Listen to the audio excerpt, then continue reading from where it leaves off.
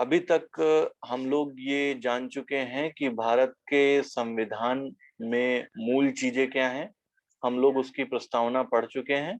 हम लोगों ने संविधान के बेसिक स्ट्रक्चर को भी समझा कि उसमें किस प्रकार से अनुच्छेदों के अंतर्गत मौलिक अधिकारों, मौलिक कर्तव्यों एवं राज्य के नीति निर्देशक तत्वों का जो है प्रावधान किया गया है। सेकंड क्लास में हम लोग प्रस्तावना भी पढ़ चुके हैं और प्रस्तावना में जो दिए हुए कुछ शब्द थे उनको भी हम जान चुके हैं। प्रस्तावना से आपको याद होगा कि हम लोगों ने चर्चा की थी, तो उसमें जो लास्ट सेंटेंस था वो था कि आज दिनांक 26 नवंबर 1949 ईस्वी को इस जो है संविधान को भाव ये था कि अंगीकृत, अधिनियमित और आत्मार्पित करते हैं। यानी ये हम अपने आप को जो है अर्पित कर रहे हैं संविधान। तो आपको याद होगा कि चूंकि ये संविधान जो है स्वीकृत हुआ था इस तिथि को, तो हम लोग 26 नवंबर को प्रतिवर्ष संविधान दिवस भी मनाते हैं। उस संविधान दिवस के अवसर पर अनेक कार्यक्रम एवं गोष्ठियों को आयोजन करके हम इन्हीं संवैधानिक मूल्यों पर चर्चा करते हैं, जिन संवैधानिक मूल्यों की चर्चा हम पिछले क्लास में भी कर चुके हैं और आज भी करेंगे। तो आप जानते हैं कि एक लंबी प्रक्रिया के बाद जो है हमारा संविधान मूल रूप में आया था और 26 नवंबर को स्वीकृत होने के बाद 26 जनवरी 1950 से भारत का संविधान जो है वो देश में लागू हुआ। इस संविधान के प्रावधानों के आधार पर ही शासन व्यवस्था संचालित होती है और ये संवैधानिक प्रावधान ही सरकार के लिए मार्गदर्शन का कार्य करते हैं कि सरकार को क्या करना है और क्या नहीं करना है। हम लोगों ने इस बात की भी चर्चा की थी कि हमारा संविधान हमको कुछ मौलिक अधिकार प्रदान करता है जिनका हनन किसी भी दशा में किसी भी व्यक्ति, संस्था अथवा सरकार के द्वारा नहीं किया जा सकता है। मौलिक अधिकारों के हनन के संदर्भ में स्पष्ट प्रावधान है कि यदि किसी भी व्यक्ति के, किसी भी नागरिक के मौलिक अधिकार का हनन होता है तो वो जो है कोर्ट की शरण ले सकता है। आप लोग म्यूट रखिए क्योंकि डिस्टरबेंस होता है, हम ही म्यूट कर देते हैं सबको। सर गणराज्य की मीनिंग समझा दीजिए। गणतंत्र सर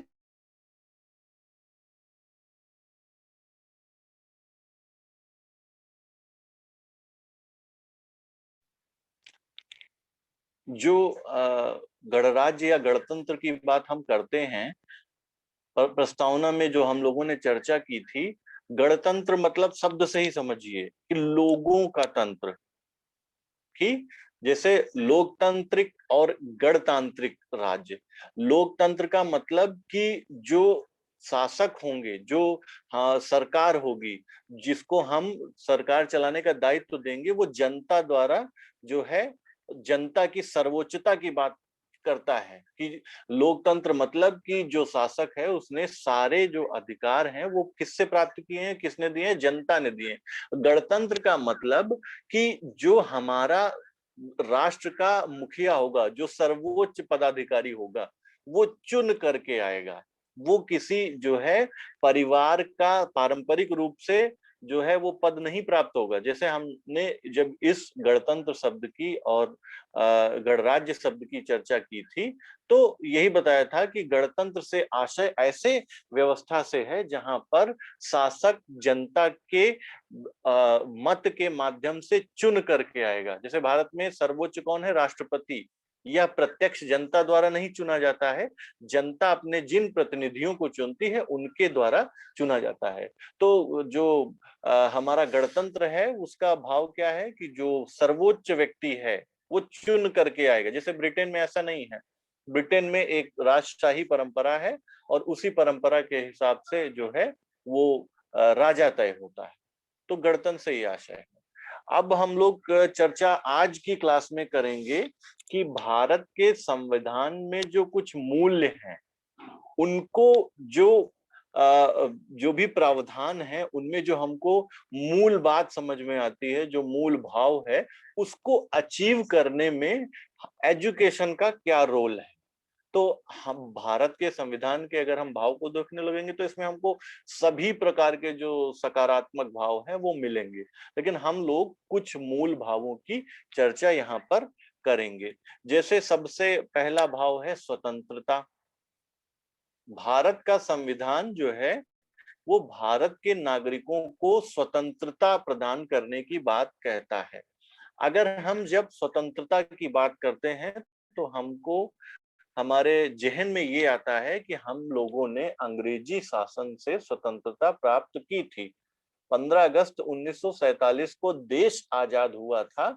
हम लोग अंग्रेजों की जो कई वर्षों तक चली आ रही गुलामी थी, उस गुलामी की जंजीर को तोड़ करके हमने स्वतंत्रता पाई थी।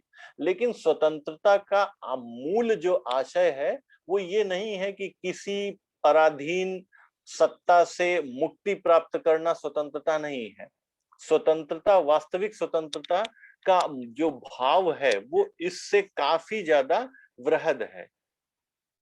हम स्वतंत्र तो 15 अगस्त 1947 को हो गए थे, लेकिन वहां पर हमको सत्ता हस्तांतरित हुई थी। हम अपने नियमों, कानूनों और प्रावधानों को तय करने के लिए संविधान निर्माण की प्रक्रिया की दिशा में थे, जिसको हमने 26 नवंबर 1949 को पूर्ण किया और 26 जनवरी 1950 को पूरे देश में उसको लागू किया।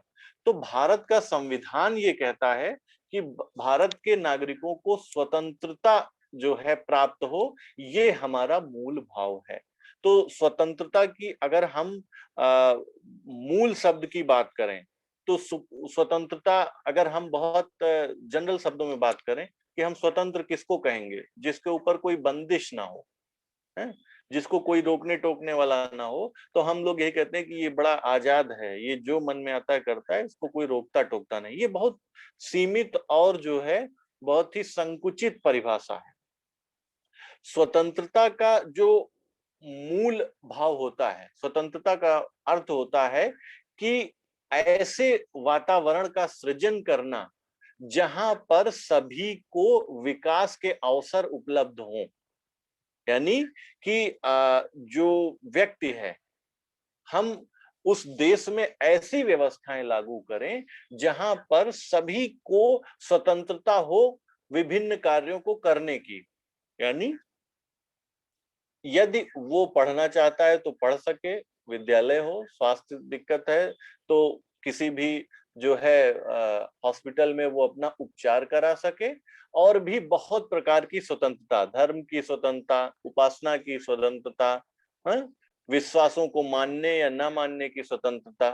तो स्वतंत्रता बहुत प्रकार की होती है। जैसे भारत का संविधान विचार एवं अभिव्यक्ति की स्वतंत्रता की बात करता है। तो स्वतंत्रता के पहले तो हम एक मूल बात डाल लें कि स्वतंत्रता का जो आशय होता है, स्वतंत्रता जो हमारी स्वतंत्रता है वो कब होगी, जब हमको अपने विकास के लिए जो अवसर उपलब्ध होने चाहिए वो हों, वो परिस्थितियां उपलब्ध हों जिन परिस्थितियों की आवश्यकता होती है। तो मूल बात तो ये। अब भारत का संविधान हमको कई प्रकार की स्वतंत्रता देता है, जिसमें से सबसे ज्यादा चर्चा की जाती है विचार एवं अभिव्यक्ति की स्वतंत्रता। अभिव्यक्ति की आजादी की बात करना इसलिए भी प्रासंगिक है क्योंकि ये शब्द आप लोगों को बहुत आयत मात्रा में सुनाई पड़ता होगा और आप लोग इससे बहुत ज्यादा परिचित भी होंगे। विचार एवं अभिव्यक्ति की स्वतंत्रता यानी अपने थॉट्स जो हैं वो एक्सप्रेस करने की स्वतंत्रता हमको भारत का संविधान देता है। लेकिन यहाँ पर ये स्वतंत्रता कैसी है? इस स्वतंत्रता का भी दायरा सीमित है।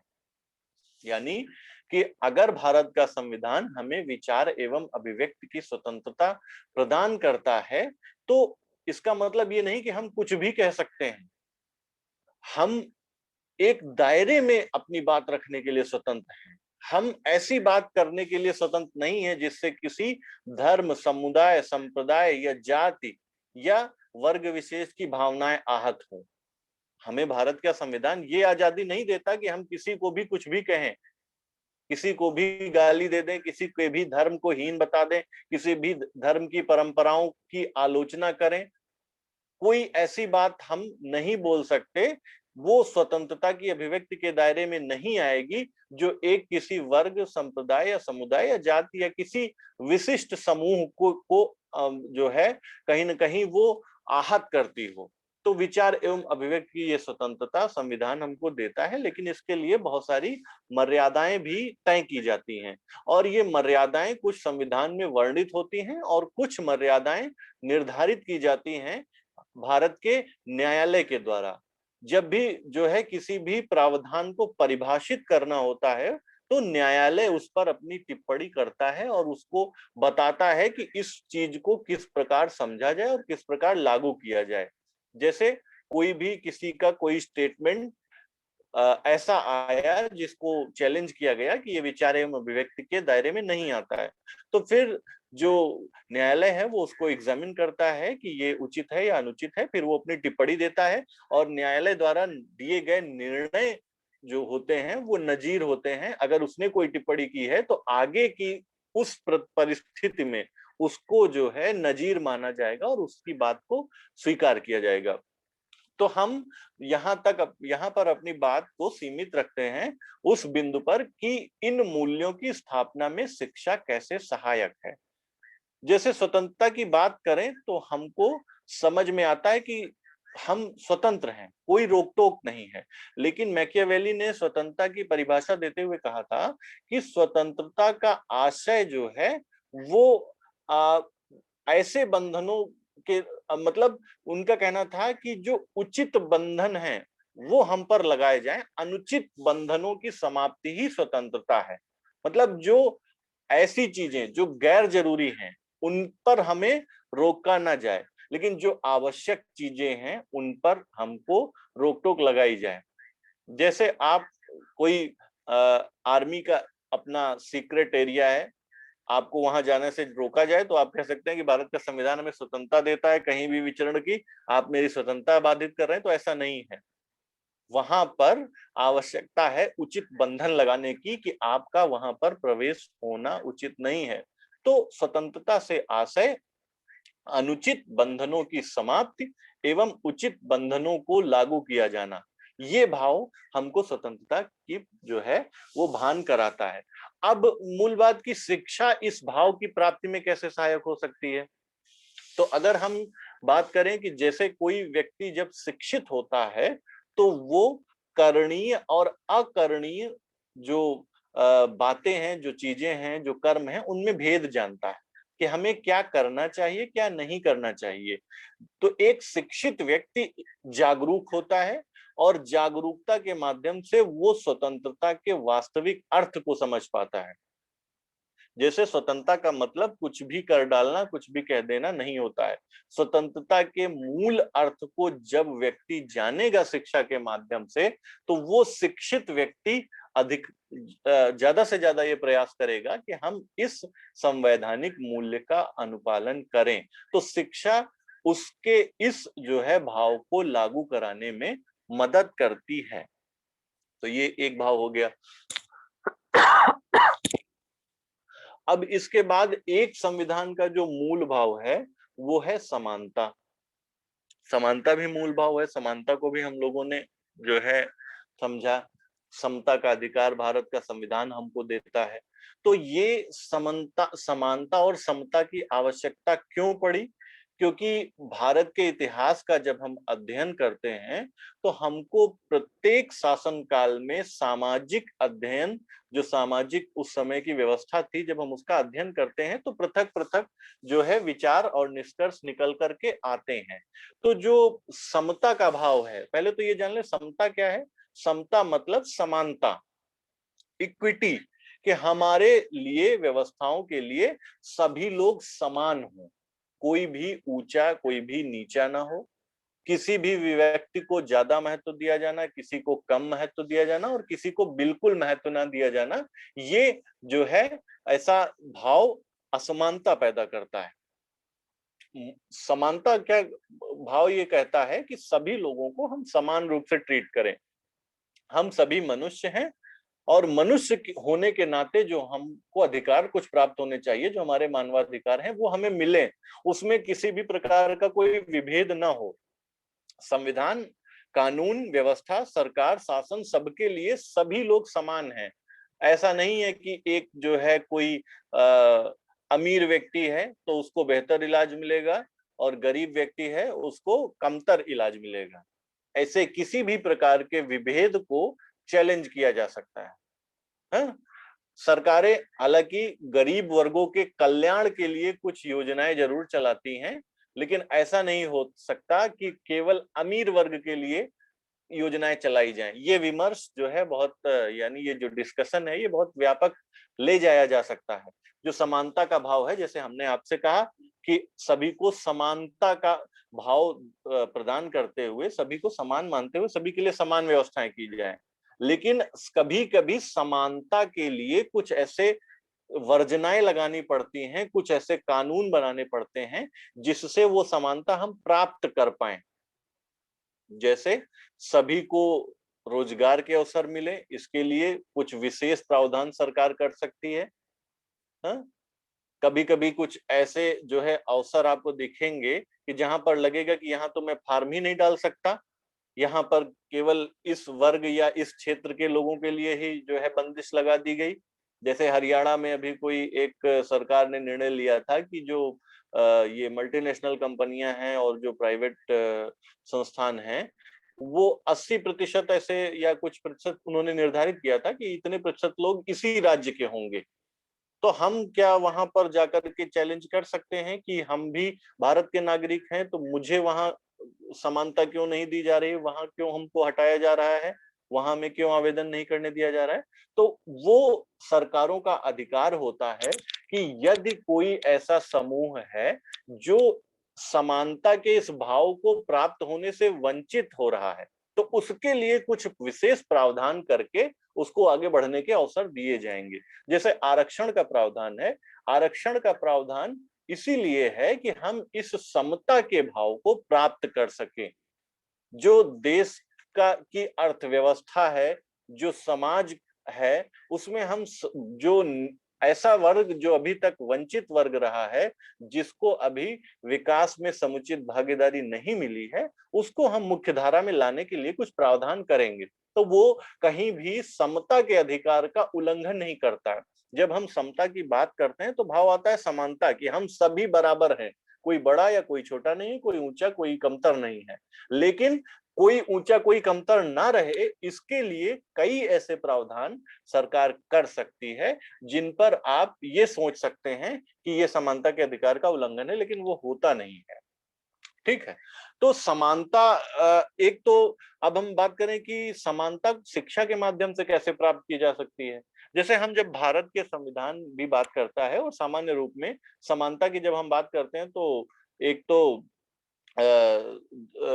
राजनीतिक, आर्थिक, हाँ? और भी बहुत प्रकार के हम शैक्षिक अवसरों की समानता, ये सब प्रकार की समानता की बात करते हैं। तो अगर हम आर्थिक समानता की बात करें तो आर्थिक समानता का ये मतलब नहीं है कि सभी लोग आर्थिक रूप से समान संपन्न हो। इसका मतलब कि आर्थिक विकास के सभी के लिए समान अवसर उपलब्ध हो, अपॉर्चुनिटीज अवेलेबल हो कि हम भी अपना आर्थिक विकास कर सकें। तो जो समता का भाव है वो शिक्षा से कैसे आएगा कि शिक्षा एक ऐसा उपकरण है जिसके माध्यम से हम सभी प्रकार की समानता को प्राप्त कर सकते हैं, चाहे वो आर्थिक समानता हो, चाहे वो राजनीतिक अवसर की समानता हो, या जो है सामाजिक समानता हो। उदाहरण के लिए आप किसी ऐसे परिवार को लीजिए जो आपके आस पड़ोस में ही रहता हो, जिसकी अनेक पीढ़ियां जो है एक अलग काम करती हो, कुछ जो है रोजगार छोटे से उसमें संलग्न हो, या समाज में उनके परिवार का जो स्थान है वो बहुत नीचे आता हो, और उस परिवार का कोई भी एक व्यक्ति पढ़ाई लिखाई करके एक बहुत अच्छे पद को प्राप्त कर ले, कोई आईएएस हो जाए, कोई शिक्षक हो जाए, या कोई किसी अन्य जो है महत्वपूर्ण पद पर चला जाए, कोई खिलाड़ी बन जाए, राष्ट्रीय स्तर पर पदक जीते। तो जब शिक्षा के माध्यम से, प्रशिक्षण के माध्यम से वो इस स्थान को अचीव करता है, तो वो उस परिवार का न केवल आर्थिक उन्नयन होता है बल्कि सामाजिक उन्नयन भी होता है। ऐसे लोग जो उस परिवार को छोटा या नीचा समझ करके उनसे दूरी बनाए रखते थे, वही लोग आकर के उनको सम्मानित करते हैं, उनका अभिवादन करते हैं और उनको अपने बराबर या अपने से ऊंचा मानने लगते हैं। तो ये परिवर्तन कौन लाया? ये परिवर्तन लाई शिक्षा, कि हमने पढ़ाई की, मेहनत की, परिश्रम किया और उस बलबूते हमने वो स्थान प्राप्त किया जहां से हमको सभी प्रकार की समानता जो है हमने प्राप्त की। सामाजिक, आज भी भारत का संविधान सामाजिक समता की बात करता है, लेकिन भारत में जो स्थिति है आज भी सामाजिक असमानता हमको प्रत्यक्ष रूप से दिखाई पड़ती है। अभी 10 मिनट का ये बचा है, तो अगर ऑटो कट हो जाता है तो आप लोग समझ जाइएगा कि क्लास का टाइम जो है वो ओवर हो गया। तो शिक्षा यहाँ भी एक बहुत बड़ा उपकरण है। हम शिक्षा ज्यादा से ज्यादा लोगों को शिक्षित करके संविधान का ये जो भाव है उसको हम प्राप्त कर सकते हैं। इसके बाद भारत का संविधान का एक मूल जो है भाव है भ्रातृत्व, मतलब भाईचारा। कि चूंकि हम जानते हैं कि भारत एक ऐसा देश है जो विविधताओं से भरा है। हम लोग चर्चा कई बार कर चुके हैं कि भारत में अनेक धर्म, अनेक समुदाय, अनेक संप्रदाय, अनेक मत, विश्वास, पंथ को मानने वाले लोग हैं। इसलिए यहाँ पर सबसे ज्यादा आवश्यकता है कि हम सभी मिलजुल करके रहें, हम सभी एक दूसरे का सम्मान करें और किसी भी प्रकार के ऐसे भाव से बचे जहां भाईचारा प्रभावित होता हो। क्योंकि भारत विविधताओं वाला देश है। हमारे देश में अनेक धर्मों को मानने वाले लोग हैं, अनेक जो है हमारा, चूंकि संविधान बहुत प्रकार की स्वतंत्रताएं देता है, उसमें आपको धार्मिक स्वतंत्रता के अंतर्गत ये भी स्वतंत्रता है कि आप किसी भी धर्म को ना माने। तो जहां जिस देश में ऐसी स्थिति हो वहां पर बहुत आवश्यकता होती है कि भ्रातृत्व बना रहे, भाईचारा बना रहे। जैसे आप फॉरेन कंट्रीज को देखें जो कि किसी एक धर्म या कल्चर में रंगे पूरे देश हैं, उनमें भाईचारे की उतनी समस्या नहीं आती है। भाईचारे की समस्या वहां आती है जहां पर दो समूह हो और दोनों समूह के विश्वास, परंपराएं और बाकी चीजों में पृथकता हो। जैसे आप देखिए ब्रिटेन है, ब्रिटेन में एक ही धर्म को मानने वाले लोगों की अधिकता है और एक ही संस्कृति के लोग रहते हैं। धर्म आवश्यक नहीं है, वहां लोग जाकर के लोगों का कल्चर एक हो जाता है। आप देखिए वहां पर रहने वाला हिंदू हो, मुस्लिम हो या ईसाई हो या कोई भी हो, उनका जब जो कल्चर है वो पूरा वही कल्चर हो जाता है जिसको क्रिश्चियन कल्चर कह सकते हैं, या परिवर्तित होता जो कल्चर है। तो धार्मिक पृथकता के बावजूद वहां पर जो है हार्मोनी बनी रहती है। तो आप देखते होंगे कि अमेरिका में जब घटनाएं घटती हैं तो वहां पर किसके बीच होती हैं? वहां पर श्वेत और अश्वेत। तो वहां तो केवल दो ही वर्ग हैं। अगर हम भारत की बात करें तो भारत में बहुत ज्यादा विविधता है। तो इन विविधताओं के बीच भ्रातृत्व जो है भारत के संविधान का एक मूल जो है उद्देश्य है। तो शिक्षा इसको कैसे प्राप्त कर सकती है? जब हम शिक्षित होंगे, जागरूक होंगे, तब हम ये जानेंगे कि हमको कौन कौन सी चीजें ऐसी करनी है जिससे भाईचारा बना रहे।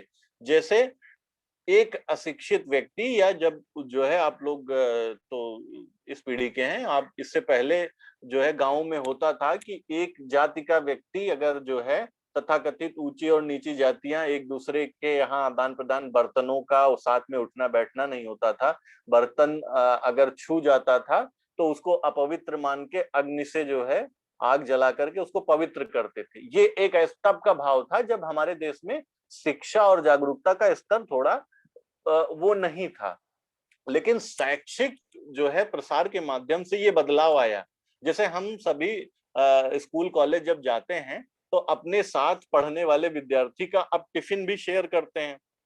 हम उसका टिफिन खाना खाने से पहले ये नहीं पूछते कि तुम किस जाति के हो, उस जाति के हो तो नहीं खाएंगे, इस जाति के हो तो नहीं। सभी लोग एक समानता और भ्रातृत्व के भाव से ये हम लोग शेयर करते हैं। तो ये भाव कैसे आया? ये भाव आया शिक्षा से और जागरूकता से कि हम सभी समान हैं, हम सभी को जो है किसी भी प्रकार के भेदभाव से रहित होकर के जो है आचरण करने की आवश्यकता है। तो शिक्षा जो है इस भ्रातृत्व को स्थापित करने का एक प्रमुख माध्यम है।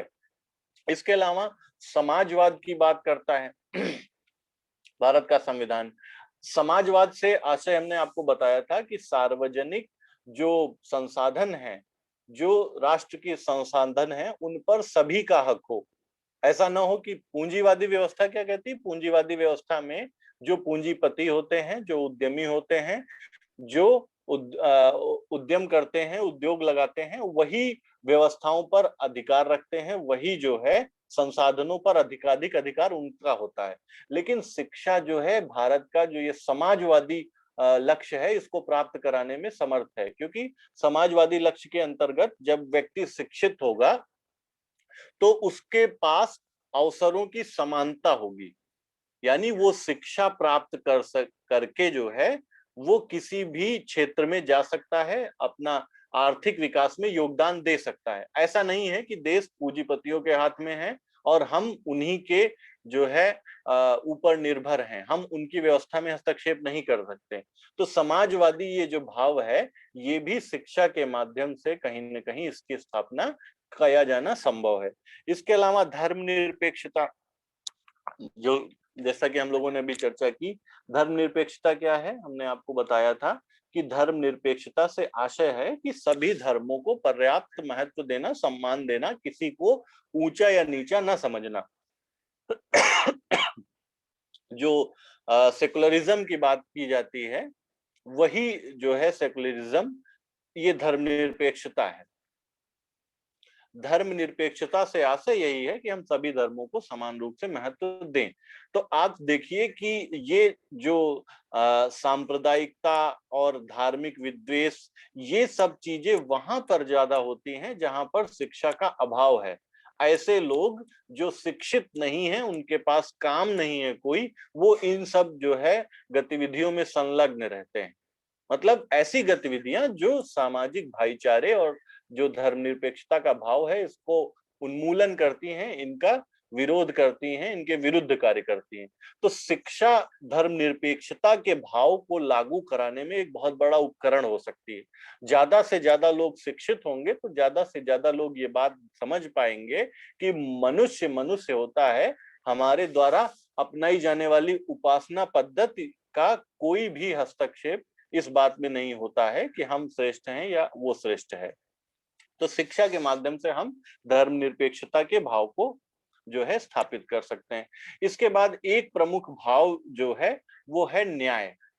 भारत का संविधान सभी के लिए राजनैतिक आर्थिक न्याय की बात करता है। यानी सभी के लिए जो है राजनैतिक अवसर हो, सभी के लिए जो है मत देने का अधिकार हो, वो एक अलग इशू है, उसमें कुछ लोगों को वंचित किया गया है, कुछ लोगों को दिया गया है। आर्थिक न्याय से आशय कि आप जिस प्रकार का आर्थिक उत्पादन और आर्थिक योगदान देने में समर्थ हैं, वो अवसर आपको प्राप्त हो। तो इसके अलावा न्याय ऐसी चीजों में भी काम आता है जहां पर हमारे अधिकारों का अतिक्रमण हो, वहां भी हमें न्याय की आवश्यकता है। तो शिक्षा के माध्यम से लोग जागरूक बनते हैं, उनको नियमों का ज्ञान होता है, कानूनों का ज्ञान होता है। जब हमको मालूम होगा कि हमारे अधिकार क्या हैं, तभी तो हम समझ पाएंगे कि ये अधिकारों का उन्मूलन किया जा रहा है। तो हम जागरूक बने, इसके लिए शिक्षित होंगे।